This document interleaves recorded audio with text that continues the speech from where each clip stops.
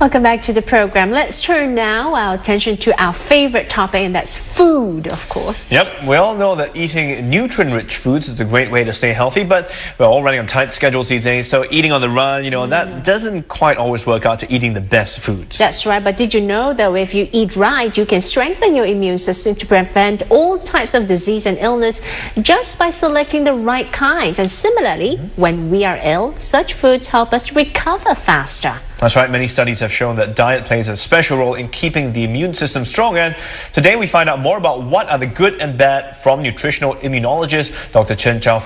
She started by telling us how what we eat affects our immune system. In fact, what we eat can actually affect the functioning of our immune system. Take, for example, if I eat a lot of red meat, then my body will tend to produce a hormone called prostaglandin 2. It will suppress our immune system. On the other hand, if I eat lots of vegetables, then I consume more antioxidants and phytochemicals. If I eat a little bit of the mushroom, I get some polysaccharide. And all of these nutrients tend to boost up our immune functioning. So does that mean we can actually almost customize what we eat? So if I say I don't want to get the cold or I'm feeling very tired, then I should choose certain foods to eat and that should help my system? Well, it doesn't work exactly like a drug. Our immune system needs your daily nourishment. In other words, if for a long period of time my diet is good, then I tend to build an army of defense. That's our immune system.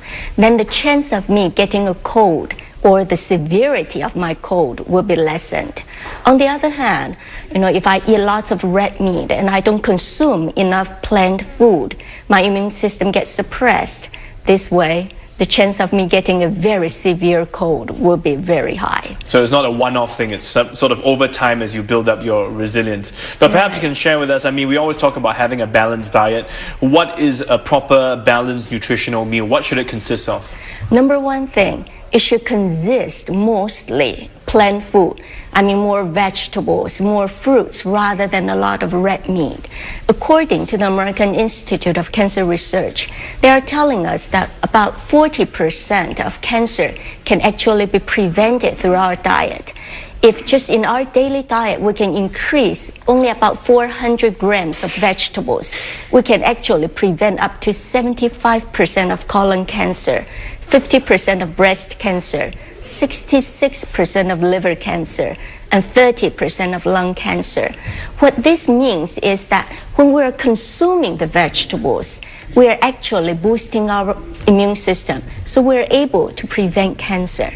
Then what about the debate? Because sometimes they say organic food is better because they don't use any chemicals, any pesticides. Is this something we should be concerned about as well? Yes, of course. With the organic food, the nutrients are higher, so the food is purer. Of course, we want to eat a better food, and organic food would be a good choice. But is it more nutritious? Can you say an organically grown vegetable is better than a commercially grown vegetable? Can we actually truly see a difference in the nutritional value? Well, in general, we would tend to assume that it is higher, but then it always, we have to look at the soil content and everything. But we assume that the organic food will be nutritionally high.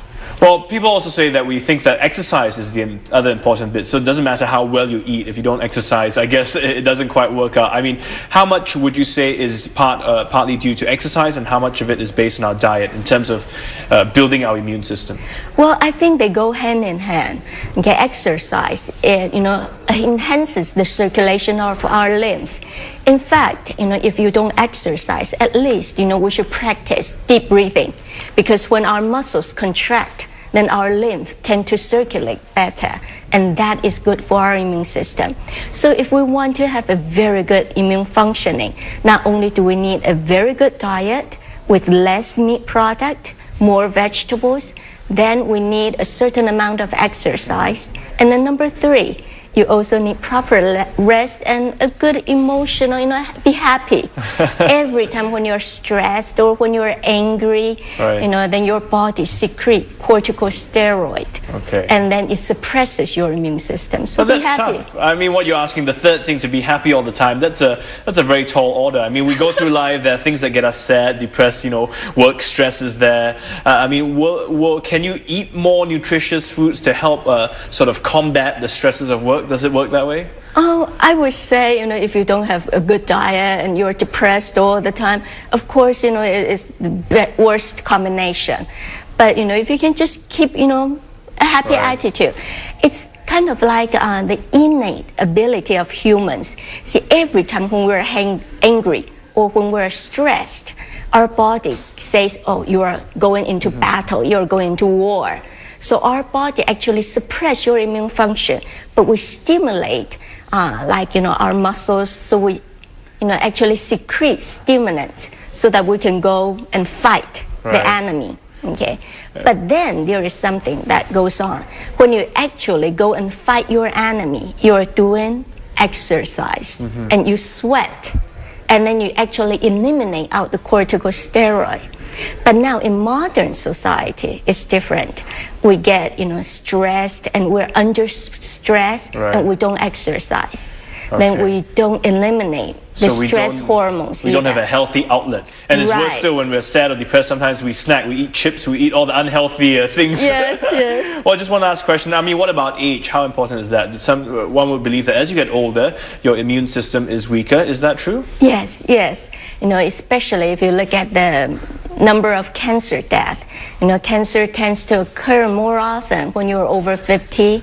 So yes, your immune system actually, when you age, it gets suppressed. So is there a way to sort of work with that? Should we eat different foods as we get older?